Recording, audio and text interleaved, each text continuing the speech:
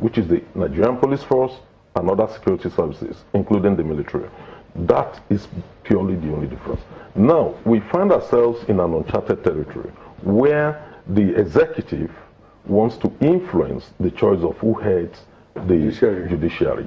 We've also had that situation with the Senate. The Senate president is the head of the Senate. So we now see a pattern of the executive not willing to comply with the processes. In the case of the Senate, or in the case of the judiciary, it is only the Senate president, it is only the CJN, that all tiers of government are involved in his appointment. For instance, it's the prerogative of the NJC to recommend to the president, who will now appoint, nominate him, send the letter, to Senate, and then the Senate will now confirm. But in this case, what we've seen is that the processes are not being complied with, in the sense that the NJC has done its own job, and they have only 3 months to get the man confirmed. Otherwise, we are back in uncharted waters, because the Constitution clearly states that he cannot be reappointed after that 3 months. Be nominated after that 3 months. They cannot go back. Meanwhile, the Constitution also says that the most senior judge in the Supreme Court will be the CJN. So he is. Even if the president, even if DSS has any materials on him, it is not for the president to stall that. It is for them to submit it to NJC. That is the process. It is for NJC to look into it. Even after that, NJC can still say, we're going to wind down very soon. Yes, but before you say something, we are back to where we said some ethnic groups are not being given adequate representation. It's being bandied around on the streets now that because the man is a Southeasterner, that's why he's being denied the seat. Whether we like it or not, it's there in the media. Okay, so yes. It seems like we are looking at and all of us can see that there seems to be, there's no togetherness, let me put it that way. Not. So how can we do this integration so that everybody feels this sense of belonging in Nigeria? Well, before you answer, we will take a moment and when we'll come back to answer the question. Please don't go away.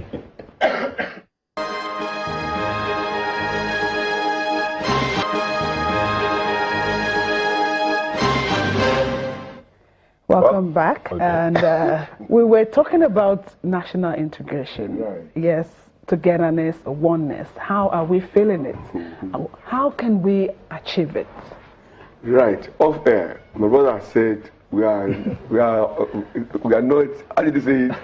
That we are seriously. We are seriously unserious. Right. So for us to move forward, and we need to start getting serious. We must change the narrative now. On all fronts, whether appointment or nomination or allocation of resources, in a way that people will begin to think Nigeria, begin to bond as a people, not as a Yoruba or as Igbo or as whatever tribe you may belong. We must put ethnicity and tribalism to death if we must move forward. People should think that they were seen as Nigerians before. They must think Nigeria. I had an experience in Japan when I told the guy I was from Lagos, and he ran away from me because I'm like, oh, Nigeria. He just said, Nigeria, are you Igbo? I said, no, I'm Yoruba. He still didn't fancy, he walked away from me. I started claiming America, okay, even though I'm not an American, for us to sustain our relationship, for him to have confidence in me. Because people think America, that's how America is the way it is today. So we have to start thinking Nigeria. Government should come up with enlightenment programs that make people to believe in Nigeria. As of today, very few people believe in Nigeria. And the few people you see around who mount that they are doing it for the cake that they get from it, not for the value that they are adding. But if we can begin to turn things around, things will change. We're winding down now. So let's look at how do we achieve that unity? How turn things around, think Nigeria. How do we achieve it? Is that, in the shortest possible ways. We don't need to move any further. We need to cast our net where we are. What do I mean? The solution is there. True federalism. We have never had time to discuss as Nigerians. The colonial master handed over what they wanted us to do, and when the military came in, they continued to guide us on what we must do, and which is not correct. Now, the military people have also found themselves into the Senate, into the House of Reps, into every facet of life, and they continue to maintain this status quo. It is this status quo Nigerians must resist and break. Until we break this status quo of people wanting to remain in the old, how will I say, the old paradigm. Until we change it, we will not go anywhere. The Nigerian people have sat once or twice on national conference. Let us look at those things. Let us look at where have we agreed. If we have to sit all over again, let's sit and go. That is the way forward. The people must speak. Okay. Mr. Germane. Yeah, in my view, I think it's quite clear. We all know why we are where we are currently, which is the structure of the country is very defective. We need to go back, for instance, look at the exclusive list and all the responsibilities arrogated to the center. That is why today people say Yoruba man must be the president, Igbo must be, or South or Hausa. It's simply because the center is so attractive.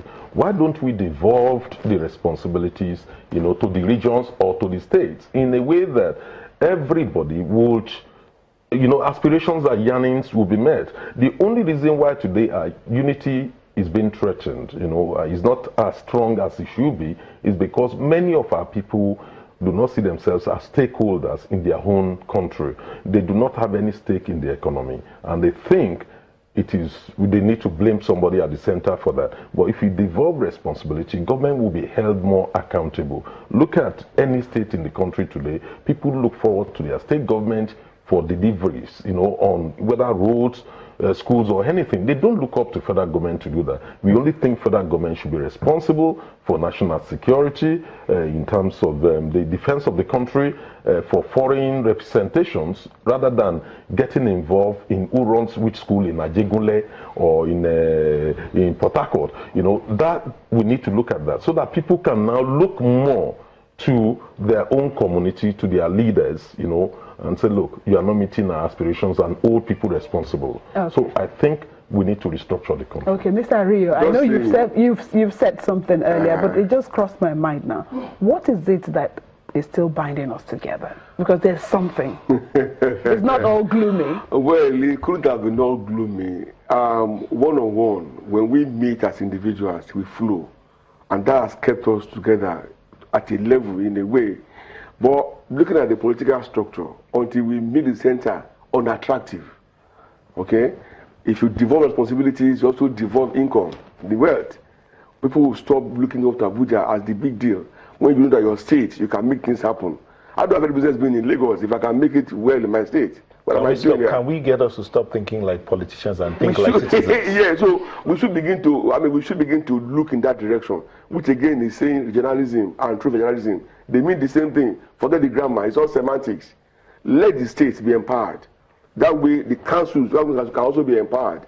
So there will be less focus on Abuja because we all go there for the cake. Now, that's why there's so much acrimony. Even though Abuja is not the owner of the cake, this cake is taken from each community and taken to the center. The law passed by Senate that the local government should control their revenue. Okay. And it's a very good one. All right. Thank you. Power. Thank you. We've been speaking with Biodun Germane, a social commentator, Chief Malcolm Omirabo, a legal practitioner, and Olade Indiari, a social commentator. Chief in my name. Okay, sorry. Hi, Chief Olade Indiari, social commentator. Thank you all for sharing your thoughts with us. Sunrise will be back in a moment. Please don't go away.